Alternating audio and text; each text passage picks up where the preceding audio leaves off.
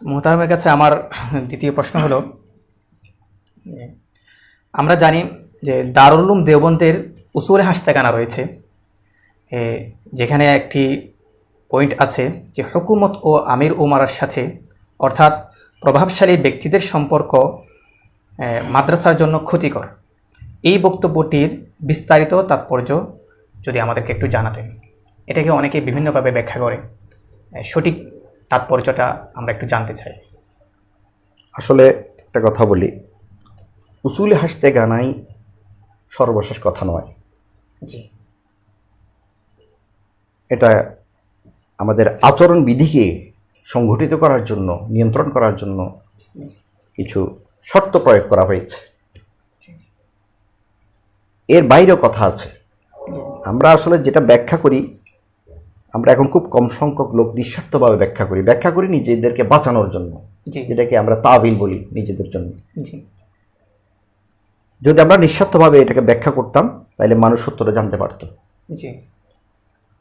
এখন দেখবেন কাদিয়ানিরাও কোরআনের আয়াতকে ব্যবহার করছে, আহলে বিদআত যারা তারাও ব্যবহার করছে। সব জায়গায় কোথায় কোরআনের আয়াত ব্যবহার করা হচ্ছে না, কিন্তু স্বার্থ দিয়ে নিঃস্বার্থভাবে কেউ করছে। নিঃস্বার্থভাবে করতে গেলে সে তো অবশ্যই ইসলাম কবুল করবে, প্রকৃত সত্যের জায়গায় চলে আসবে। এখানে যেটা দেওবন্দের উসুলে হাসতেখানার যে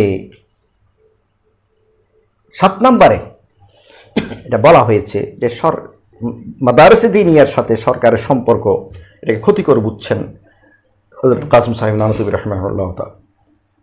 এটা বোঝার জন্য প্রথমে বুঝতে হবে রাষ্ট্রশক্তি কি। কারণ আমরা যখন রাষ্ট্রশক্তি বলি, এটা কারো কারো জন্য প্রথম আশ্রয়, কিন্তু মুসলমানদের জন্য এটা আশ্রয় নয়। এই রাষ্ট্রশক্তি হচ্ছে মুসলমানদের জন্য বিতাড়নের পর একটা অস্থায়ী জায়গা। আমাদের মূল জায়গা ছিল, আমাদের মাতৃভূমি ছিল খিলাফত। সেখান থেকে আমাদেরকে বিতাড়িত করে দেওয়া হয়েছে। এখন আমরা রাষ্ট্রশক্তির আন্ডারে আছি। যারা খেলাফতে ছিল না তাদের জন্য রাষ্ট্রশক্তি ঠিক আছে।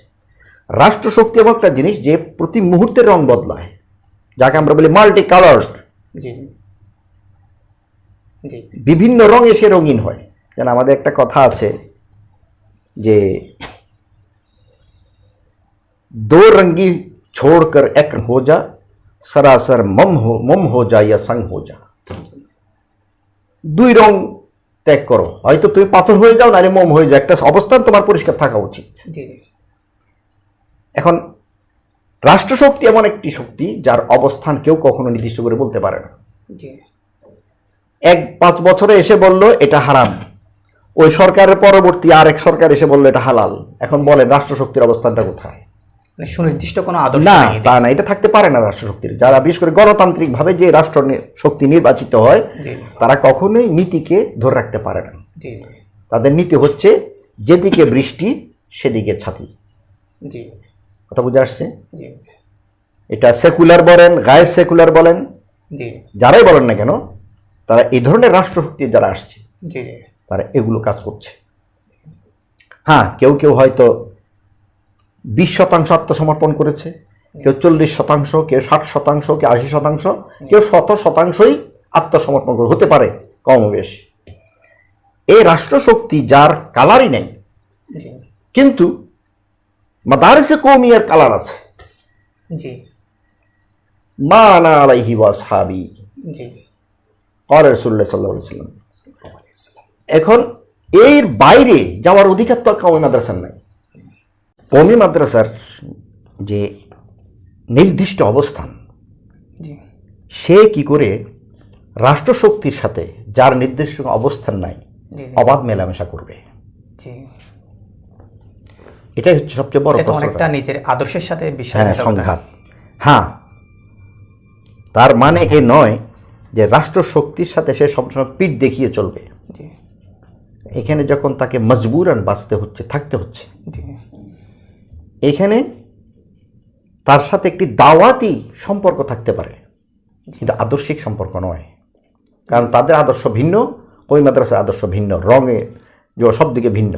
তারা হচ্ছে সেই ওই ম্যাকেলের শিক্ষা ব্যবস্থার মতন রাষ্ট্রশক্তি হচ্ছে রঙে রক্তে, কথা বলায় বাংলাদেশি, কিন্তু তাদের মানসিকতা মেজাজ সব কিছু তারা ব্রিটিশ। জি জি কিন্তু কই মাদ্রাসা সেটা নয়। জি এটা কই মাদ্রাসার ছেলেদের মনে রাখতে হবে। জি জি যদি এটা কই মাদ্রাসার ছেলেদের মনে থাকে তাহলে তারা আমার মনে আদর্শচ্যুত হবে না ইনশাআল্লাহ তাআলা। ইনশাআল্লাহ। এখানে রাষ্ট্রশক্তির সাথে এই জন্য প্রয়োজন, রাষ্ট্রশক্তি সবসময় নিয়ন্ত্রণ করতে চায়, জি যেখানে যাবে তাই সে কি করতে চায়, নিয়ন্ত্রণ করতে চায়।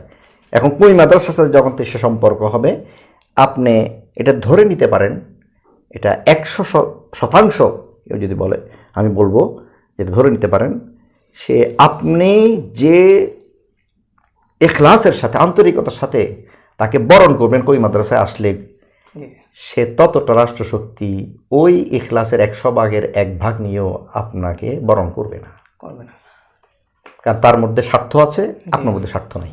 জি স্বার্থ থাকতো যে কই মাদ্রাসার মধ্যে এই ধরনের কোনো উসুল থাকতো যে রাষ্ট্রশক্তিকে কিছু নিয়ে আমরা মাদ্রাসা চালাবেন, তাহলে বুঝতাম যে কুছ লেকে आओगे তো কুছ লেকে যাও যাওগে, খালি হাত आओगे তো খালি হাত যাওগে। এখন এখানে বুঝতে হবে যে না, রাষ্ট্রশক্তি কখনো আমাদেরকে আপন করতে পারে না, বরং আমাদেরকে ব্যবহার করে। এখনকার যে পরিস্থিতি, এখনো আশা করি বোঝা যাচ্ছে, সবাই বুঝতে পারছেন যে রাষ্ট্রশক্তি আমাদেরকে স্বীকৃতির লোভ দেখিয়ে গণভবনে নিয়ে এখন কি আচরণ করছে।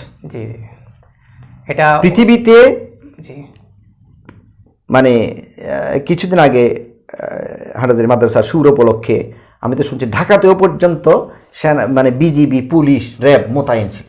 জি বিশ্ব কি দেখাতে চেয়েছে জি জি যে এরা এত বড় সন্ত্রাসী, এদের একটা সুরের দিন আমাদেরকে এই বাহিনীগুলো নিয়োগ করতে হয়।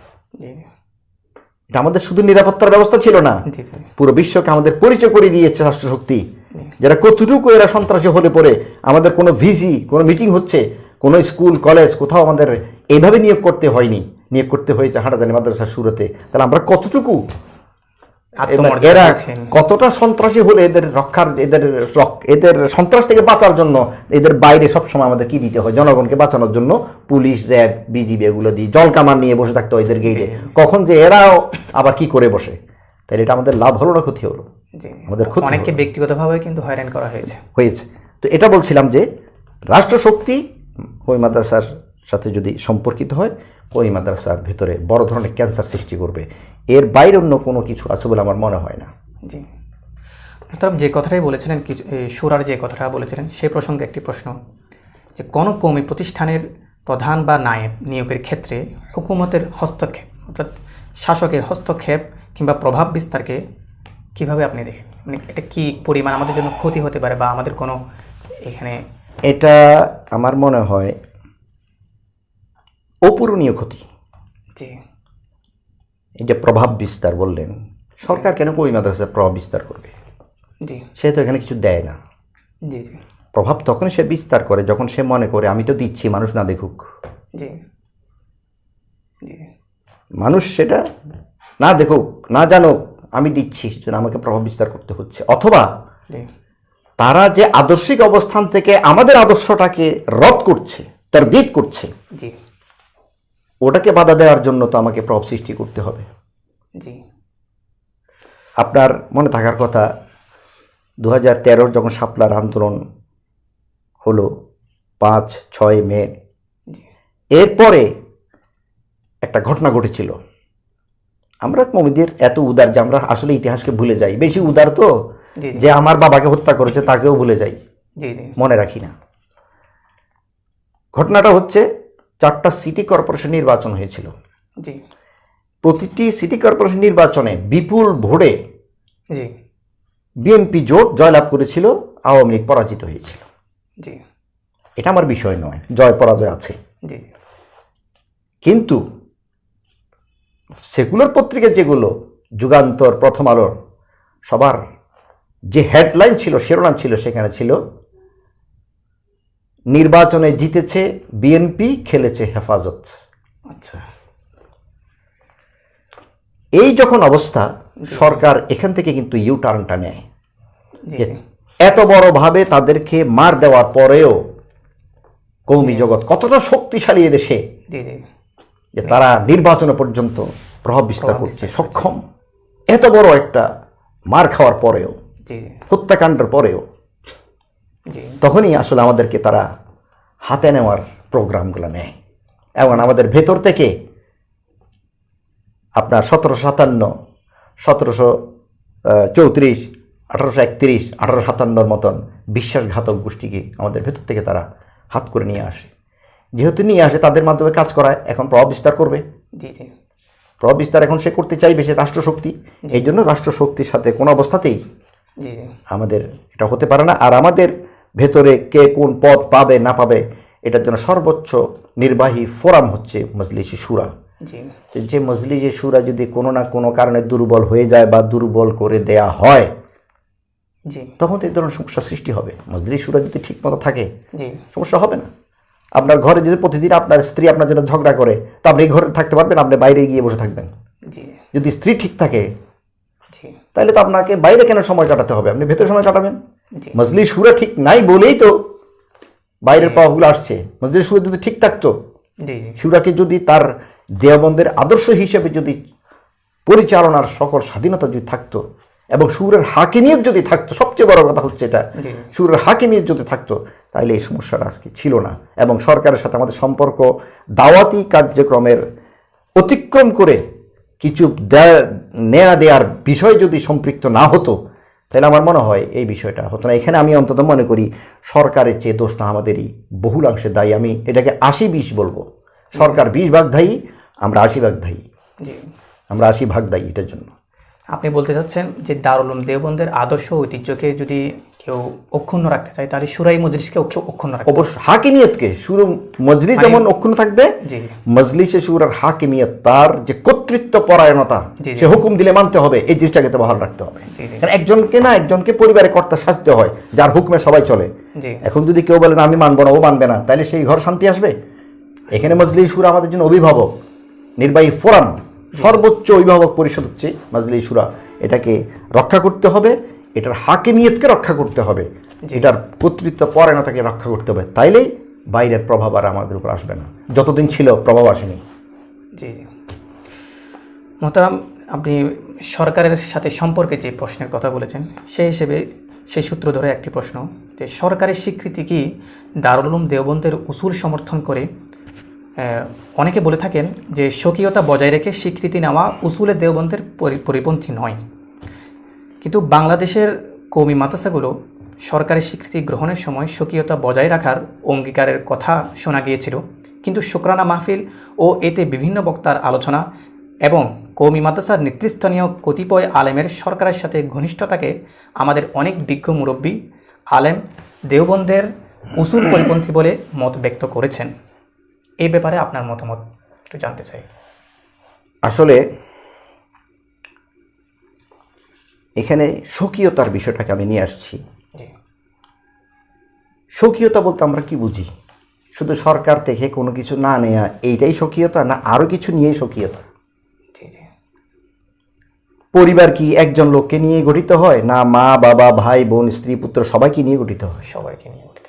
একজন লোক দিয়ে তো পরিবার হয় না। জি একটা ঘর দিয়ে বাড়িও হয় না, ঘর হয়। জি জি ঘর হয়। একটা ঘর দিয়ে পাড়াও হয় না, জি একটা ঘর দিয়ে ইউনিয়ন হয় না। জি এখানে সবার বিষয় জড়িত। স্বকীয়তা আমি বলবো ওটাই যেটাকে উদ্দেশ্য করে এবং যেটাকে রক্ষা করার জন্য, জি যেটাকে উদ্দেশ্য করে দারুল উলুম দেওবন্দ সৃষ্টি হয়েছিল জি এবং যেটাকে রক্ষা করার জন্য তৎকালীন উলামায়ে ইকরাম এটা অন্য ধরনের একটা মেহনত করেছিলেন। জি এটা অপ্রকাশ্য ভাষায় অনেক ত্যাগ প্রকাশিত ছিল। অনেক ত্যাগ ছিল। এটাই হচ্ছে স্বকীয়তা। শুধু সরকার থেকে আপনি কিছু নেবেন না, জি এটা তো শুধু কেবলমাত্র, বাকি সবগুলো আপনি বহাল রাখবেন, স্বকীয়তা থাকলো কোথায়? জি এখানে স্বীকৃতির বিষয়টা আসছে যে স্বকীয়তা রক্ষা করে স্বীকৃতি নেওয়া। জি আসলে এই বিষয়টা নিয়ে বিভ্রান্তি ছিল। স্বকীয়তা রক্ষা করে স্বীকৃতি আদৌ সম্ভব কি না, জি জি এটা একটা অনেক বড় বিতর্ক দেখা দিয়েছিল হ্যাঁ। স্বীকৃতির সময়। সে কথা আর কি। কাপড় না ভিজিয়ে গোসল করা সম্ভব কি না, জি অনেকটা এমন। এটা বিষয়। এখন যদি বলেন যে আমি কাপড় না ভিজিয়ে গোসল করলে আপনার সমস্যা কোথায়, কিন্তু এটা কি সম্ভব? এটা আমার প্রশ্ন। জি কারণ স্বীকৃতির সিদ্ধান্তটা নেওয়া হয় অত্যন্ত তড়িঘড়ি করে। কওমি জগৎ যথেষ্ট সময় পায়নি। সময় নেওয়া দরকার ছিল। জি অন্তত যদি একটা মুস্তাইদ ওলামা ইকরাম, নেতৃস্থান ওলামা ইকরাম, মুফতিয়ান ইকরাম, ফোকাহা ইকরাম পুরো দেশ থেকে বেছে বেছে এই ধরনের যদি একটা 50 একর মতো হলেও একটা ফোরাম গঠন করে যদি বলি তো যে আপনারা 1 মাস বহস করেন, এটার উপর 15 দিন বহস করেন, 7 দিন বহস করেন, জি আলোচনা করেন, 3 দিন করেন, জি করে আমাদেরকে এই রিপোর্টটা দেন, এই প্রতিবেদনটা আপনারা আমাদেরকে দেন। প্রথমত স্বকীয়তা রক্ষা করে স্বীকৃতি নেওয়া সম্ভব কিনা, জি আবার সম্ভব হলেও স্বীকৃতি নেওয়াটা দারুল উলুমের দেওবন্দের উসুল মোতাবেক কিনা, আদর্শ মোতাবেক কিনা, এই জিনিসটা তো ফয়সালা করা হয়নি। জি যদি এই জিনিসটা ফয়সালা করতো আজকে এত দ্বন্দ্ব ছিল না। জি ওখানে যদি ওই ফোরামে যদি ইখতলাফ হতো, জি জমহুরিয়ত হিসেবে সংখ্যাগরিষ্ঠের মতামত হিসেবে একটা গ্রহণ করা যেত, অথবা ওই মশলা ওইখানে খতম করে দেওয়া যেত। জি সেটা করা হয়নি। এখন যে এখানে বৈঠক হয়েছে, কিন্তু বৈঠকে আহাল গায়রা আহাল, উপযুক্ত অনুপযুক্ত উভয় শ্রেণীর মানুষ তো থাকে। জি সবাইকে একটা বিষয়ে মতামত দেওয়ার যোগ্যতা রাখেন না। এই জন্য স্বীকৃতির বিষয়টাকে আমরা যেহেতু এভাবে করতে পারিনি, আজকে সমস্যা হচ্ছে। এখন সরকার স্বীকৃতি, আপনারা দেখেন স্বীকৃতি দেওয়ার সময় আমাদের যে প্রজ্ঞাপন জারি করা হয়েছে সেখানে বলেছে কওমি মাদ্রাসার স্বকীয়তা বহাল থাকবে, পার্লামেন্টও বলেছে। কিন্তু পার্লামেন্টে প্রজ্ঞাপন জারি হওয়ার পর, পার্লামেন্টে পাশ হওয়ার পর আইন, দেখা যায় ডিসি চিঠি লিখছে মাদ্রাসা কর্তৃপক্ষকে জাতিসংগীত পড়তে হবে, পতাকা তুলতে হবে। তাইলে এতক্ষণ ধরে যে বললেন, কই আমাদের কওমি জগৎ থেকে তো এই জিনিসটার কোনো বড় ধরনের প্রতিবাদ হয়নি। জি মানে যেই ব্যানারে স্বীকৃতি নেওয়ার জন্য গিয়েছিল, হ্যাঁ, ওই ব্যানার থেকে প্রতিবাদ না আসেনি খুব একটা। আমরা এটা নিয়ে লেখালেখি করেছি, কিন্তু কেউ প্রতিবাদ দিয়ে এটা কিছু বলেনি। তো আরেকটা বিষয় কি, আমরা যে স্বকীয়তা রক্ষা করতে পারিনি তার সবচেয়ে বড় দলিল হচ্ছে শুকরানা মাহফিল। জি জি শুকরানা মাহফিলটা আমি ব্যক্তিগতভাবে মনে করি এটা আমাদের জন্য অনুকূল ছিল না। এখানে আমরা পরাজিত হয়ে এসেছি, আমরা জয়ী হয়ে আসতে পারিনি। আমাদের বিরুদ্ধে যা অভিযোগ তারা করেছে, যেগুলো মিথ্যে কথা বলেছে, সেগুলো কোনো প্রতিবাদ ছাড়াই আমরা চলে আসছি। এমনকি অবমাননাকরভাবে, অমর্যাদাকরভাবে আমরা কওমি জননী কেউ একজন উপাধি দিয়েছেন, এ ধরনের বিষয়গুলো নিয়ে আমরা আসছি। এমনকি শাপলার গণহত্যায় কেউ মারা যায়নি, এই জিনিসটাকে আমরা মেনে নিয়ে আসছি, অনেকটা তাদের বক্তব্যকে সমর্থন করে আসছি। মানে এবং প্রধানমন্ত্রী শেখ হাসিনা যে বলেছেন পার্লামেন্টে যে ওরা রং মেখে শুয়েছিল, এটাকেও আমরা মেনে নিয়ে আসছি সেদিন শুকরা মাহফিল থেকে। এই শুকরা মাহফিল থেকে আসার এখানে ওলামা ইকরাম 2 ভাগে বিভক্ত ছিলেন। আল্লামা মুজাহিদে মিল্লাত আল্লামা মুহিবুল্লাহ বাবুনগরী মুদাজিল্লুহু, তোফাজ্জল সাহেব হবিগঞ্জি রাহিমাহুল্লাহ তাআলা, এই ধরনের আরও বড় বড় ওলামা ইকরাম, কাসিম সাহেব ঢাকার, নূর হোসেন কাসিম সাহেব মুদাজিল্লুল আলী, যে ওনাদের মতো যারা, ওনারা যাননি। তো এই যে জিনিসটা হলো, আমাদের স্বকীয়তা থাকলো কোথায়? স্বকীয়তা রেখে যদি সম্ভব না হয়, ওলামা ইকরামের কাছ থেকে যদি এইভাবে বিজ্ঞ জনের কাছ থেকে মতামত নিয়ে যেত ওলামা ইকরাম থেকে, তাহলে বিষয়টা আজকে এতটুকু গড়াতো না নিয়েই সেটা মতামত যেটা নিয়েছে সেটা ফোরাম ভিত্তিক নয়। তেমনি বৈঠক দেখেছে, সেখানে কথা বলেছে, কেউ বিপক্ষে বলেছে, কেউ বলেছে বেলাখের পরবর্তীতে সেদিকে গেছে। এই বিষয়টাকে এভাবে আমার মনে হয় যে এটা আমাদের এখন বর্তমানে যা মনে হচ্ছে যে আমাদের স্বকীয়তার উপর, আমাদের নিরাপত্তার উপর কওমি জগতের বড় ধরনের আঘাত এনেছে এই স্বকীয়তা, এই আপনার স্বীকৃতি। আপনি যেটা বলেছেন একটু আগে, যে 80% দায় আসলে আমাদের দায়। রাষ্ট্রশক্তি তো তাদের কার্যসিদ্ধির জন্য পূর্বেই সবকিছু করতে তারা প্রস্তুত, কিন্তু আমরা কেন আমাদের স্বকীয়তাকে আমরা রক্ষা করতে পারলাম না? জি মুহতারাম, অনেক ধন্যবাদ। আমাদের পরবর্তী প্রশ্ন হচ্ছে যে আমরা জানি যে দারুল উলুম দেওবন্দের প্রতিষ্ঠাকালীন অন্যতম চেতনা ছিল এই সর্বপ্রকার ইসলাম বিরোধী জাতীয় ও আন্তর্জাতিক অপতৎপরতার বিরুদ্ধে সর্বাত্মক সংগ্রাম। এটা আমরা আগেও দেখেছি, যুগ যুগ ধরেই দেখে এসেছি। তো এখন বর্তমান প্রেক্ষাপটে এর প্রয়োগ ও বাস্তবায়নে কওমি মাদ্রাসাসমূহের ভূমিকা কেমন হওয়া উচিত বলে আপনি মনে করেন? খুব গুরুত্বপূর্ণ প্রশ্ন মাওলানা। এটাকে আসলে একটু বিশদভাবে ব্যাখ্যা করা দরকার। আমার ক্ষুদ্র জ্ঞানে আমি যতটুকু বুঝতে পারছি বলছি। দারুল উলুম দেওবন্দ এটার আদর্শ যখনই এটা প্রশ্নটা করা হয় তখনই চলে যায় হযরত কাসেম নানতুবি রহমতুল্লাহর দিকে। উনি সব কিছু নিয়ন্ত্রণ করেছিলেন, কিন্তু উনি পরিচালক ছিলেন না দেওবন্দের, মোহতামিম হননি কোনো সময়। আচ্ছা, এটা খুব বড় ধরনের একটা বিষয়। উনি প্রতিষ্ঠা করেছেন কি মোহতামিমের পদে উনি নিজেকে অলঙ্কৃত করেননি। আচ্ছা, অথচ উনি যদি পরিচালক হতেন কেউ টু শব্দটি বলতেন না, কিন্তু উনি পরিচালক হওয়া থেকে দূরে ছিলেন। উনি ওনার মামা শেখ রফিউদ্দিন সাহেব রাহিমাহুল্লাহ তাআলাকে প্রথম মুহতামিম করে যান।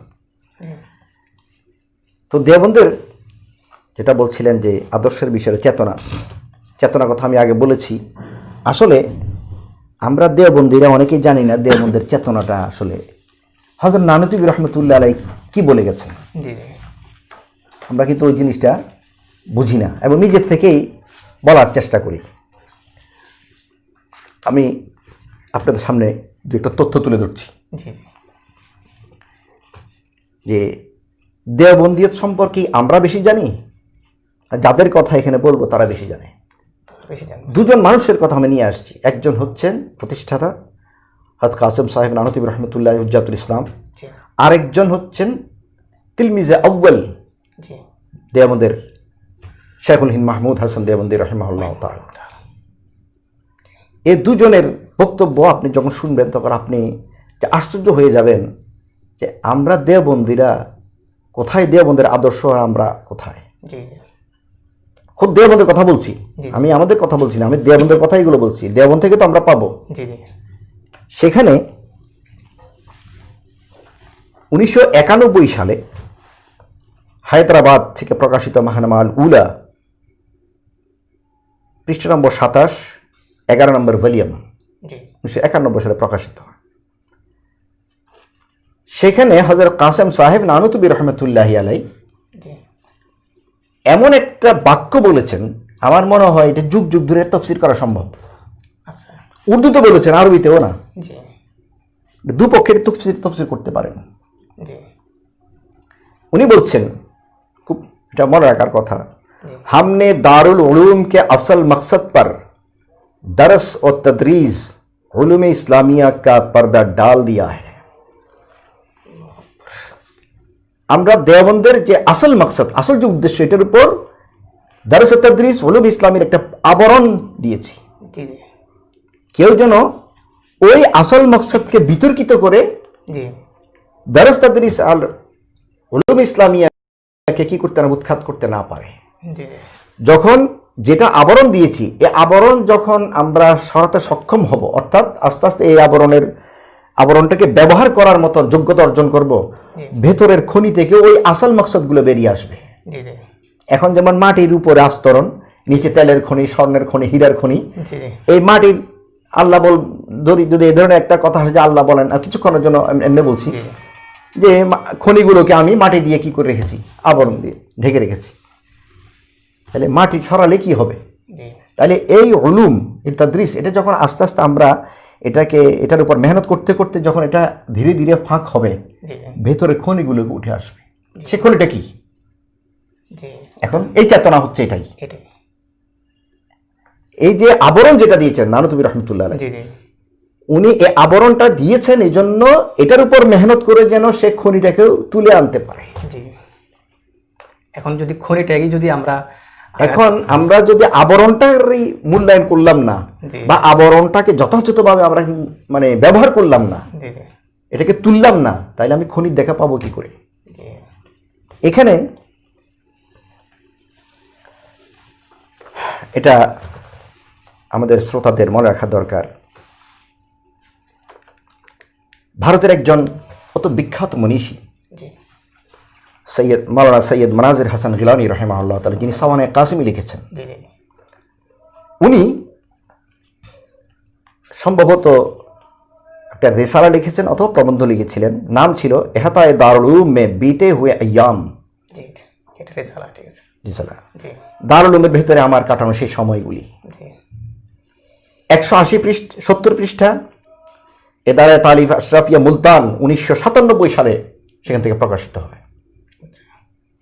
সেখানে শেখুল হিন্দ মাহমুদ হাসান দেওবন্দি রাহিমাহুল্লাহর এই স্বর্ণ লিখিত কথাগুলো জি কারণ দেওবন্দিয়ত কি, জি ওলামা ইকরাম বলেছেন হযরত নানভী রহমতুল্লাহ আলাইহির পরবর্তীতে দেওবন্দিয়ত কি এটার মাপকাঠি হচ্ছে শেখুল হিন্দ মাহমুদ হাসান দেওবন্দি রহমতুল্লাহ। ওনার চেয়ে দেওবন্দিয়ত বেশি কেউ জানতে পারেনি, কারণ ওনার সামনে দেওবন্দের প্রতিষ্ঠা হয়, উনি জি জি শাগির্দ আউ্বাল, অনেক বড় ত্যাগও দিয়েছেন, অনেক বড় ত্যাগ। এবং ওনার মাধ্যমেই হযরত নানভী রহমতুল্লাহ দেওবন্দের যে চেতনা এটা বিশ্ব দেখেছিল শেখুল হিন্দের ওসিলা, এটা মনে রাখবেন। ওনার মাধ্যমে এটা প্রস্ফুটিত হয়। ওনার সেই চেতনাকে অবলম্বন করে ওনার দরস থেকে উঠে আসে ওবায়দুল্লাহ সিন্দি রহমাহুল্লাহ তাআলা, ওনার দরস থেকে উঠে আসে শেখুল ইসলাম হুসাইন আহমদ মাদানী রহমতুল্লাহ আলাইহি, ওনার দরস থেকে উঠে আসে শিবর আহমদ ওসমানী রহমাহুল্লাহ তাআলা শেখুল ইসলাম, যিনি না হলে পাকিস্তান হতো না। ওনার দরস থেকে উঠে আসে মাওলানা হিফজুর রহমান সাহেব, না হিফজুর রহমান সাহেব না, আরো বড় বড় ওলামা আনোয়ার কাশ্মীর রহমতুল্লাহ আলাইহি, জি উঠে আসে। তো শেখুল হিন্দ রহমতুল্লাহ উনি বলছেন हजरतुल उस्ताज ने अर्थात कासिम साहिब नानवी रहमतुल्लाह अलैह इस मदरसे को क्या दरस व तदरीस तालीम व ताल्लम के लिए कायम किया था? শুধু কেবলমাত্র দরস তদরিস এই উলুম এগুলো দেওয়ার জন্যই কি হযরতুল উস্তাদ কাসিম সাহেব নানভী রহমতুল্লাহ দেওবন্দ কায়েম করেছিলেন? এটা ওনার প্রশ্ন। মাদ্রাসা মেরে সামনে কায়েম হুয়া, কার কথা? এটা আমার কথা নয়, শেখুল হিন্দের কথা। মাদ্রাসা मेरे सामने कायम हुआ, जहां तक मैं जानता हूं, जहां तक मैं जानता हूं 1857 के हंगामे की नाकामी के बाद ये इरादा किया गया कि कोई ऐसा मरकज कायम किया जाए जिसके ज़ेर असर लोगों को तैयार किया जाए ताकि 1857 की नाकामी की तलाफी की जाए। শেখুল হিন্দের কথা। এই জন্যই দেওবন্দ মাদ্রাসাকে হযরতুল উস্তাদ প্রতিষ্ঠা করেছিলেন। 1857 যে ব্যর্থতা ছিল বাজাহের বাহ্যিক, সেটাকে পূর্ণ ক্ষতিপূরণ দিয়ে সেটাকে ইংরেজ বিরোধী আন্দোলনের চূড়ান্ত রূপে কি করে পৌঁছানো যায়, এটার জন্য দেওবন্দ মাদ্রাসার হয়েছিল। এবং 1946-47 সালে যেটা ভারত ভাগ হয়, ইংরেজ এখান থেকে চলে যায় 40-এ, সেটা মৌলিকভাবে ছিল সেটার পেছনে হযরত কাসিম সাহেব নানভী রহমতুল্লাহ জজবা, এ আবেগ। এটা বলতে দ্বিধা করার প্রয়োজন নেই যে দেওবন্দিয়ত না হলে ভারত স্বাধীন হতো না। ভারতকেও রক্ষা করেছে, এমনকি ভারতের সর্বস্তরের মুসলমানকে রক্ষা করেছে। তাইলে এখানে দেওবন্দের চেতনা কি বললো? নিছক কোন মাদ্রাসা ওখানে নানভী রহমতুল্লাহ বলছেন আমি একটা পর্দা ঢেলে দিলাম উপর দিয়ে, দরস তাদরিসুল উলুম ইসলামিয়ার।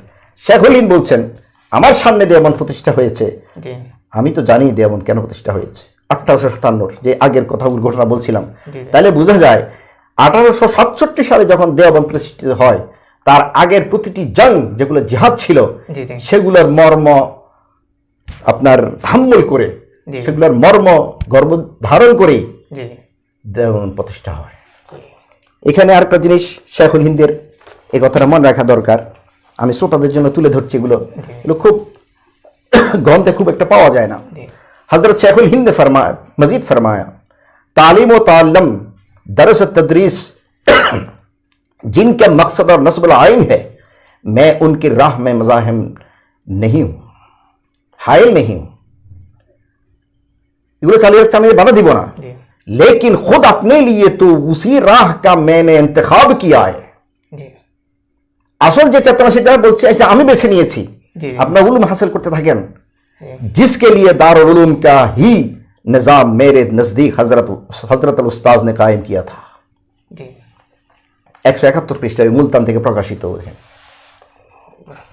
তাইলে দেওবন্দিয়ত কাকে বলে? কি আমি বেশি বুঝি, আমরা বেশি বুঝি, না হযরত নানভী রহমতুল্লাহ বেশি বুঝেন, না শেখুল হিন্দ রহমতুল্লাহ বেশি বুঝেন?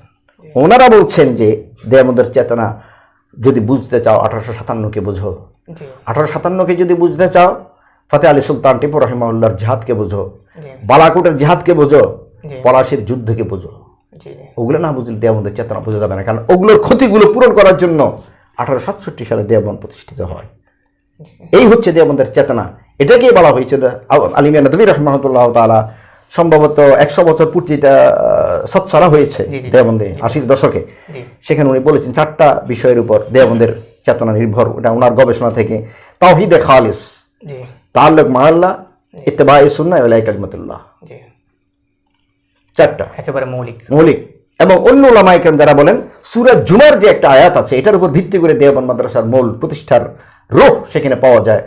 আউযু বিল্লাহি মিনাশ শাইতানির রাজিম, বিসমিল্লাহির রহমানির রহিম। হুয়াল্লাযী বাআসা ফিল উম্মিয়িনা রাসূলাম মিনহুম ইয়াতলু আলাইহিম আয়াতিহি ওয়া ইউযাক্কিহিম ওয়া ইউআল্লিমুহুম জি, ওয়াল কিতাব ওয়াল হিকমা ওয়া ইউআল্লিমুহুমুল কিতাবা ওয়াল হিকমা।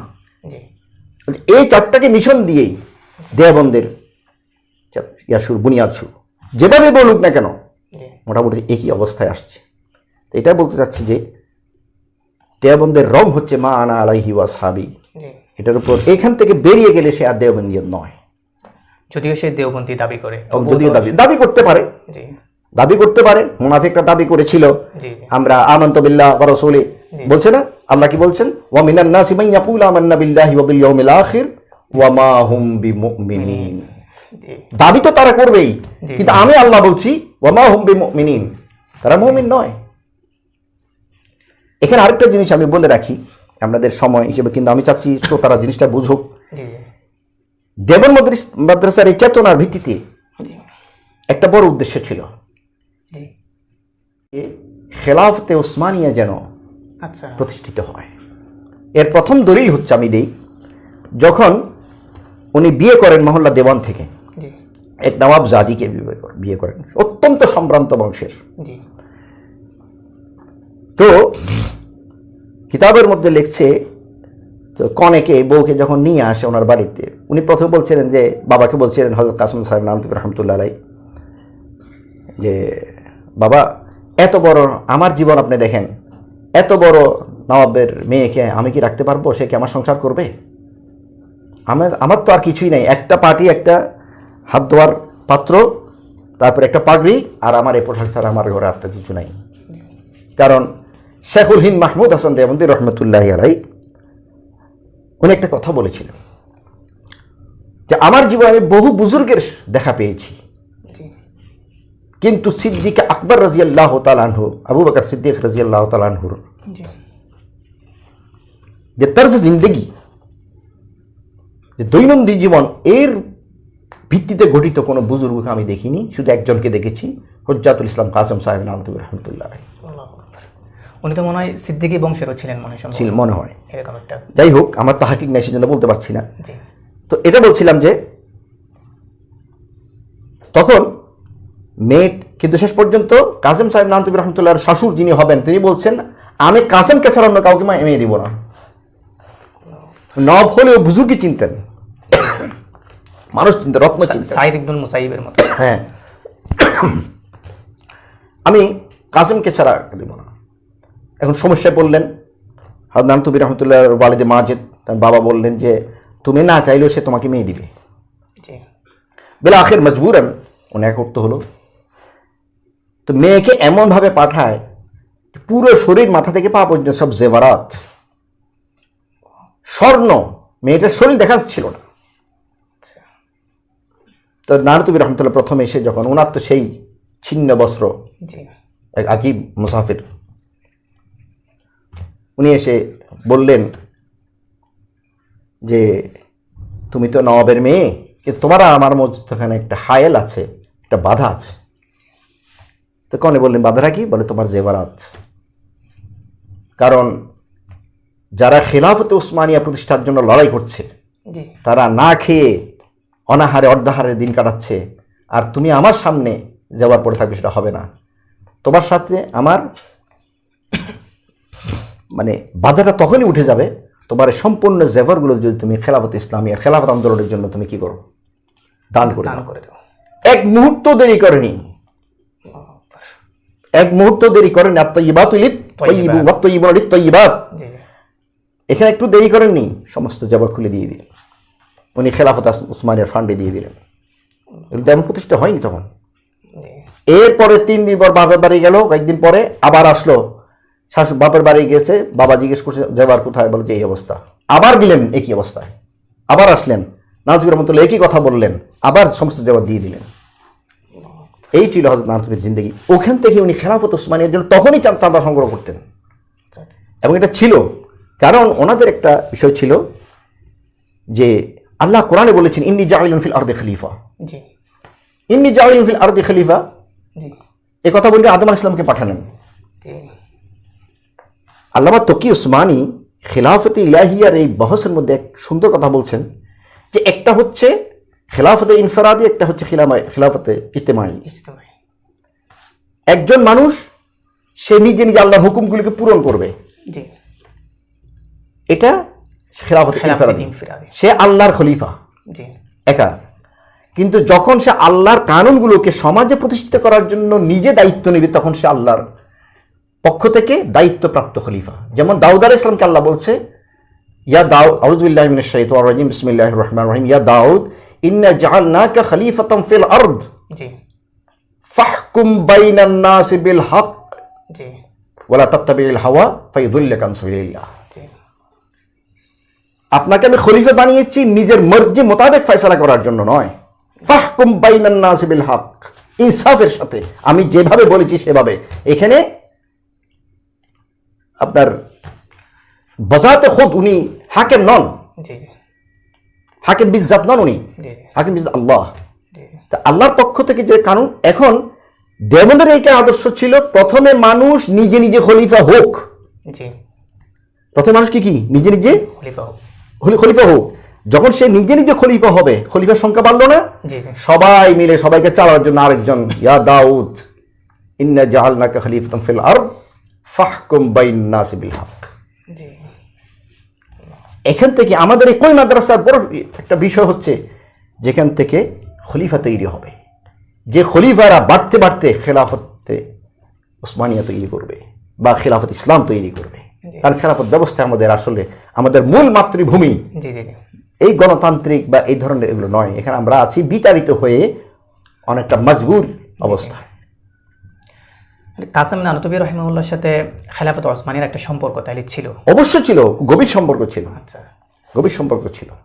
এই জন্য হযরত নানুতুবি রহমতুল্লাহ আলাইকে যে দেওবন্দের বিষয়ে উনি যখন এগুলো নিয়ে মশওয়ারা করছিলেন, তখনই একটা বিষয় আসে যে মাদ্রাসার যিনি মুহতামিম হবেন তার হাইসিয়ত কি হবে। জি মশওয়ারার মধ্যে প্রশ্ন হলো, মানে মাদ্রাসা করবেন, জি যেহেতু সে দান গ্রহণ করবে, সাদকা গ্রহণ করবে, এগুলো কি আমানত নাকি, এগুলো নিয়ে প্রশ্ন আসলো। থানবী রহমতুল্লাহ আলাই এই প্রশ্নগুলোকে নিয়ে খলিল আহমদ সাহারানপুরি রহমাহুল্লাহ তাআলাকে পরবর্তীতে উনি জানতে চেয়েছিলেন সেই দিনকার ঘটনাগুলো থেকে। সেখানে যে উত্তরটা দেওয়া হয়েছে সেটা হচ্ছে হযরত নানুতুবি রহমতুল্লাহ বলেছিলেন যে প্রতিটি মাদ্রাসার মুহতামিম হবে ওই সংযুক্ত যে এলাকা হবে আত্রাফ, জি তাদের আমিরুল মুমিনিন হিসাবে। জি উনি শুধু মাদ্রাসার অভিভাবক নন, পুরো এলাকার অভিভাবক। এই জন্য উনি মুসলমানের টাকা গ্রহণ করার ক্ষমতা অর্জন করবেন।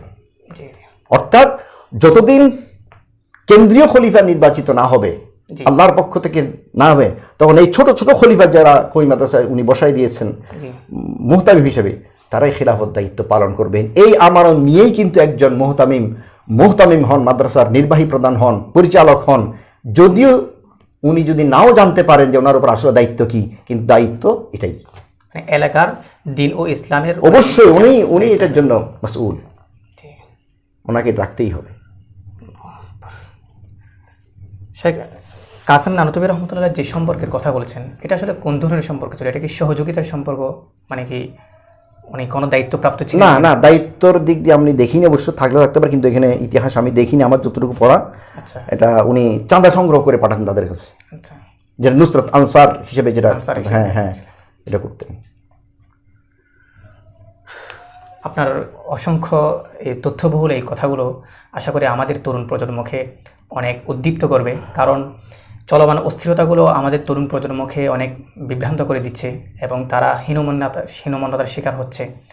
তারা আসলে জানেই না আমাদের আসলে আদর্শ কী, আমাদের ঐতিহ্য কী, আমাদের দেওবন্দের মূলনীতিটা কী ছিল, বা আমাদের যারা দেওবন্দের যারা অভিভাবক ছিল, প্রতিষ্ঠাতা ছিল, তাদের চেতনা কেমন ছিল, এটা হয়তো না জানার কারণে আমাদের তরুণ প্রজন্ম চলমান অস্থিরতার কারণে তারা বিভ্রান্ত হচ্ছিল এবং হীনমন্যতার শিকার হচ্ছিল। আশা করি আপনার এই বক্তব্যগুলো তাদেরকে অনেক উৎসাহ জাগাবে ইনশাআল্লাহ। ওয়া মা তৌফিক ইল্লা বিল্লাহ। সর্বশেষ মুহতারামের কাছে আমি যে আবদারটা করতে চাই যে দারুল উলুম দেওবন্দের ঐতিহাসিক চেতনা বাস্তবায়নে, যেটা এখন অনেকটা বিলুপ্তির পর্যায়ে, আমরা যেটা আমাদের দোষের কারণে আমরা যেটা ধারণ করতে পারছি না, আমরাই নষ্ট করে দিচ্ছি, সে ঐতিহাসিক চেতনা বাস্তবায়নে সেই ঐতিহাসিক চেতনা বাস্তবায়নে বিদায়ী আকাবিরগণের ত্যাগ, অবদান ও বর্তমান প্রজন্মের দায়িত্ব ও কর্তব্য, মানে তাদের ত্যাগগুলোকে, তাদের অবদানগুলোকে সামনে রেখে আমাদের বর্তমান প্রজন্মের দায়িত্ব এবং কর্তব্য আসলে কি হতে পারে, আমরা কিভাবে এই দারুল উলুম দেওবন্দের ঐতিহাসিক চেতনা ও ঐতিহ্যকে আবার ফিরিয়ে আনতে পারি, সেই বিষয়ে যদি একটু। শুকরান। এটা খুব গুরুত্বপূর্ণ একটা কথা। আসলে আমাদের ইসলামে দুটো বিষয়, কিতাবুল্লাহ এবং রিজালুল্লাহ, জি, দুটোই থাকতে হবে, একটা বাদ দিয়ে একটা সম্ভব না। জি, এখানে আমাদের সামনে জি, যে আকাবের দেওবন্দ আছেন, যারা গত হয়ে গেছেন, এদের সম্পর্কে আমাদের ইতিহাস বিস্মৃতি, এদের ইতিহাসটা সম্পর্কে আমরা যে জানি না, জানার চেষ্টাও করি না, জি, এটা হচ্ছে আমাদের সবচেয়ে বড় অপরাধ। আমি ভুল বলবো না, অপরাধ। আচ্ছা, এর জন্য মূলত দায়ী আমাদের দর্শগাহ। জি, দর্শের মধ্যে যদি আকাবেরদের ইতিহাস, ওনাদের আচরণ, ওনাদের বক্তব্য এগুলো উঠে আসতো, কোরআন হাদিসের সাথে, কিতাবুল্লাহর সাথে রিজালুল্লাহর কথাও যদি আসতো, জি, আমাদের ছেলেরা তাদের অনুসরণ করত, তাদের আদর্শকে সামনে রেখে জি, তারা বিপথে, ভুল পথে হয়তো অগ্রসর হতো না। এই জন্য ইতিহাস বিস্মৃতি যেটা আমাদের অপরাধ, সেটা থেকে উঠে আসতে হলে আকাবেরদের ইতিহাসকে খুব বেশি করে আমাদের গ্রহণ করতে হবে, আমাদের খারিজি সময়গুলো হোক, এবং দরসের মধ্যে যখন উস্তাদ দরস দেবেন জি, তখন যদি আমাদের আকাবেরদের বিভিন্ন কথা এবং বিভিন্ন তাফসির ব্যাখ্যা এগুলো যদি তারা তুলে আনেন, অমুক সময় এই বলেছেন, এভাবে উনি দিয়েছেন, তাহলে আমার মনে হয় ধীরে ধীরে আমাদের আকাবেরদের সাথে আমাদের নতুন প্রজন্মের সম্পর্ক কাছাকাছি হবে। তখনই তাদেরকে ইতিহাস থেকে, আপনার পথ থেকে বিচ্যুত করা এটা সম্ভব হবে না শত্রুপক্ষের বা প্রতিপক্ষের। এটা আরেকটা হচ্ছে মাদ্রাসার যে আপনার আচরণ বিধি, এটা যেন সম্পূর্ণ মসনুন তারিখের উপর থাকে। এখানে সমস্যা হচ্ছে অনেক। জি, আমরা যখন বাবুনগরে পড়তাম, আমাদের শাইখুল আল মুকাররম আল ইমাম আল্লামা ইসাক আল গাজী সাহেব রহমাহুল্লাহ তাআলা, উনি যখন দাওরা বা মেশকাতের ছেলেদেরকে দেখতেন, দাঁড় করাতেন, কি পড়ো? মেশকাত পড়ি, দাওরা পড়ি। পকেটে মিসওয়াক আছে? মাথায় পাগড়ি নেই কেন? জি, তোমার কি অধিকার আছে হাদিসের দরসে ঢুকার? জি, যদি এগুলো করতে না পারো, কালকে হাদিসের দরসে ঢুকবে না। কিন্তু হুজুর কিন্তু ঠিকই মনে রাখতেন কোন ছেলেটাকে বলছে। জি, উনি দরসে গিয়েই জি, ওই ছাড়া দেখেই আগে দেখতেন সে বলছেন। হুজুরের এ ধরনের একটা ছিল, মানে একটা যোগ্যতা আল্লাহ হজরতকে দিয়েছিলেন। দেখতাম যে হজরতের এই কড়াকড়ির কারণে প্রতিটি ছেলের, বিশেষ করে যারা উপরের জামাতের, মাথায় পাগড়ি, পকেটে মিসওয়াক তো থাকতোই। জি, হঠাৎ করে নামাজে বসে, আমরা জোহর পরে বা আসর পরে সালাম ফিরিয়েছি, হুজুর বলেন সবাই বসেন। তো উস্তাদ সাহেব সবাই, হুজুর তো উস্তাজুল আসাতিজা, সবার উস্তাদ। তখন বামুনের বর্তমান মুফতি সাহেব হুজুর, জি, ওনার নাম ধরে, এবং যিনি মাহাদ্দেস সাহেব ইন্তেকাল হয়ে গেলেন, মাওলানা আবুল কালাম সাহেব রাহিমাহুল্লাহ তাআলা, তারপরে মাওলানা আইয়ুব সাহেব, ওনাদেরকে বলতেন তোমরা দাঁড়াও, দাঁড়িয়ে সবার পকেট চেক করো আর দাঁড়িয়ে দেখো এক মুশকিল কম আছে কি না। জি, তো যারা কম থাকতো তাদেরকে বলতো যে, আমার মন বলছে যে, গাজী সাহেব হুজুর রহমতুল্লাহ বলতেন, সবাই ওলামায়ে কেরামদের সমর্থন করে বলতেন যে, সুন্নতের উপর যার আদাওয়াত, জি, যে সুন্নতকে সে অনুসরণ করতে রাজি নয়, সে মাদ্রাসা থাকবে কেন? সে হাদিসের দরজা থাকবে কেন? জি, তো এভাবে উনি বলতেন এদেরকে এখরাজ করা দরকার। পরে বিভিন্ন শাস্তি করি, এই যে কড়াকড়ি, জি, এগুলোর কারণে ছেলেরা মুসলিম তরিকার উপর আসবে। জি, এগুলো মনে যদি মাদ্রাসায় যদি সঠিকভাবে এগুলো নেয়, তাইলে আমার মনে হয় ছাত্রদের মধ্যে আগের পরিবেশ ফিরে আসবে ইনশাআল্লাহ। আমরা আশা করি আবার আমরা আমাদের সেই ঐতিহাসিক চেতনা ইনশাআল্লাহ ফিরে পাবো, যদি আমরা আমাদের এই চেতনাকে স্মরণ করে এবং এগুলোকে যদি আমরা বাস্তবায়ন করি ব্যক্তিগত পর্যায় থেকে একেবারে রাষ্ট্রীয় পর্যায় পর্যন্ত। আপনি যেটা বলছেন যে আগে ব্যক্তিকে গঠন করতে হবে, তারপর রাষ্ট্রীয়ভাবে আমরা জি জি আগে নিজে খলিফা হন, তারপরে সামাজিকভাবে খেলাফত কায়েমের দিকে যান। জি, আজকে যা কিছু হচ্ছে আসলে এই ব্যক্তিগত অনৈতিকতার কারণেই হচ্ছে। অবশ্যই অবশ্যই। অসংখ্য ধন্যবাদ মোহতারাম আমাদের এই অনুষ্ঠানে সময় দেওয়ার জন্য। ইনশাল্লাহ আপনার এই অমূল্য কথাগুলো যেগুলো আমরা অনেকেই জানতাম না, সেগুলো ইনশাল্লাহ আমাদেরকে উৎসাহ জাগাবে এবং আমাদের ভবিষ্যতের পথকে অনেক মসৃণ করবে ইনশাআল্লাহ। মামা তৌফিক ইল্লা বিল্লাহ। আপনাদেরকে অনেক ধন্যবাদ, মোবারকবাদ, এবং যারা শ্রোতা আছেন তাদের জন্য আমার অনেক ধন্যবাদ, মোবারকবাদ থাকলো। আসসালামু আলাইকুম ওয়া রাহমাতুল্লাহি ওয়া বারাকাতুহু। প্রিয় দর্শক, আমরা আমাদের অনুষ্ঠান এখানেই শেষ করছি। ইনশাআল্লাহ আমাদের এই আলোচনাগুলো আমাদেরকে উৎসাহ জাগাবে এবং চলমান অস্থিরতায় আমরা যে হীনমন্যতার শিকার হচ্ছি, বিশেষ করে সাধারণ জনতা আমাদেরকে যারা অনেক সম্মানের চোখে দেখত, আমাদের কিছু অনিয়মের কারণে, আমাদের কিছু ব্যক্তিগত অনৈতিকতার কারণে যে চলমান অস্থিরতা তৈরি হয়েছে, তাতে আমাদের সাধারণ জনতা অনেক বিভ্রান্ত হচ্ছে। তারা মনে করছে এই ধারাটি স্বচ্ছ না, এই ধারার মধ্যেই সমস্যা আছে। আসলে এমন নয়, আমাদের এই ধারাটি অনেক স্বচ্ছ এবং বিশুদ্ধ মানহাজের উপর এটা প্রতিষ্ঠিত, সালাফের মানহাজের উপর প্রতিষ্ঠিত। ইনশাল্লাহ এই ধারাটি যদি তার স্বচ্ছ রূপে যদি ফিরে যায়, ইনশাল্লাহ এই দেশে ইসলাম ও মুসলমানদের এই জীবনকে এবং ভবিষ্যৎকে উজ্জ্বল করবে ইনশাআল্লাহুল আজিজ। আসসালামু আলাইকুম ওয়া রাহমাতুল্লাহ। أحبك ربي